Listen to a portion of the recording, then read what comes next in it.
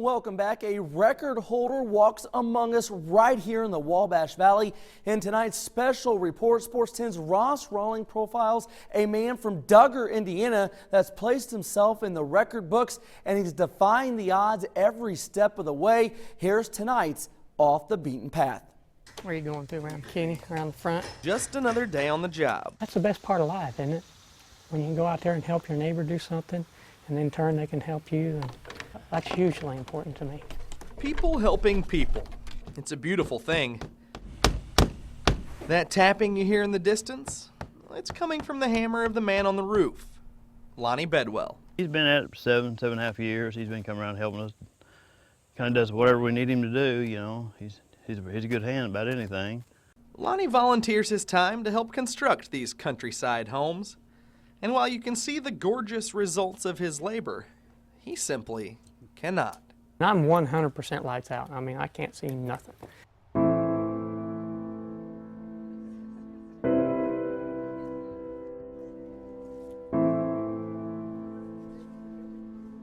"16 years ago, Lonnie lost his eyesight in a hunting accident.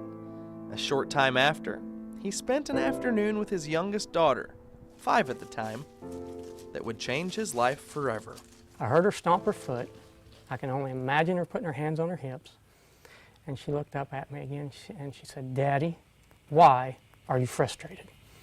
And I'm like, "Okay, Bug, if you have to know." I said, "Because I can't get into my barn without going through chest-high weeds. And I can't see to mow them." With little Taylor on his lap to lead, Lonnie mowed those weeds. And when his dad showed up 10 minutes later, he explained to him the instance that led to a whole new outlook. I said, "You realize what just happened?"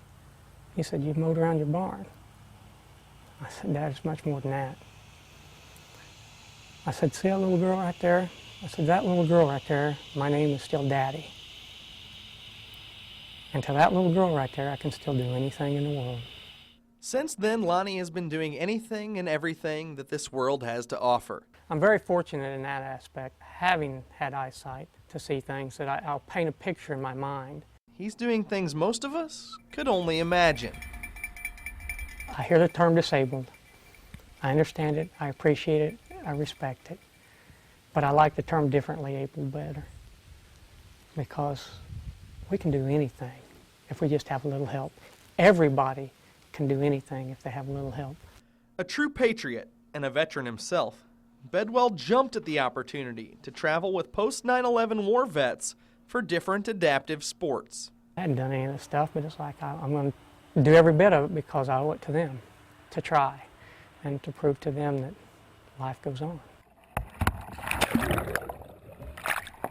The latest journey landed Lonnie in the record books. After hours upon hours of training with Team Indiana River Running,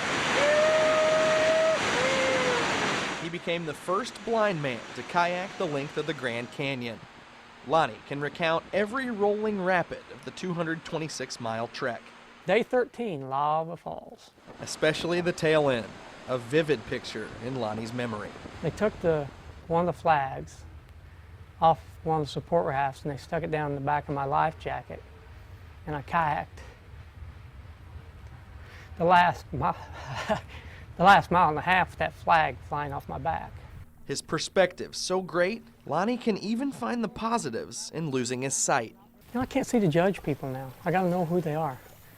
You know, I don't see war anymore. I don't see poverty. I don't see ugliness. I don't see the bad things in life, which is a good thing, you know. Would I rather see? Sure. I know they exist, but, you know, and it's definitely put a different perspective on life to me. The value of what's really important in life. With every excuse to lay down, he just keeps plugging along. I have two choices in life. I feel I can live in fear and pity, or I can just live.